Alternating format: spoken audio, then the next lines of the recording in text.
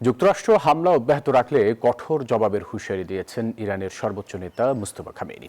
এর মধ্যেই জর্ডানে ইরানের ক্ষেপণাস্ত্র ও ড্রোন হামলায় 2 মার্কিন সেনা নিহত ও একজন নিখোঁজ হওয়ার পর ইরানের টানা 8ম দিনের মতো বিমান হামলা চালিয়েছে যুক্তরাষ্ট্র। এছাড়া তেহরানকে মার্কিন সেনা হত্যার মাশুল গুনতে হবে বলে হুমকি দিয়েছে ওয়াশিংটন। মুহুর্মুহু ইরানি ব্যালিস্টিক ক্ষেপণাস্ত্রে অকেজো হয়ে পড়েছে মধ্যপ্রাচ্যের মার্কিন সুরক্ষা বলয়। এরই মধ্যে জর্ডানের আল আজরাক ঘাঁটিতে তেহরানের হামলায় একাধিক বিমান বিধ্বস্ত সহ মার্কিন সেনা হতাহতের খবর এসেছে।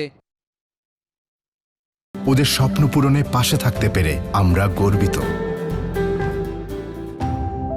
চলমান সংঘাতে নিহত মার্কিন সেনার সংখ্যা বেড়ে দাঁড়িয়েছে 16 জনে। এতে শোক জানিয়ে তেহরানে প্রতিশোধমূলক হামলা জোরদারের নির্দেশ দিয়েছেন মার্কিন প্রেসিডেন্ট ডোনাল্ড ট্রাম্প।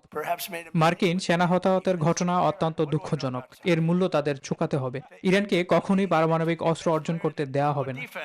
ট্রাম্পের নির্দেশ বাস্তবায়নে টানা 8ম রাতের মতো ইরানের কেশম দ্বীপ, সিরিক ও বন্দর আব্বাসের নানা সামরিক স্থাপনায় হামলা চালিয়েছে যুক্তরাষ্ট্র।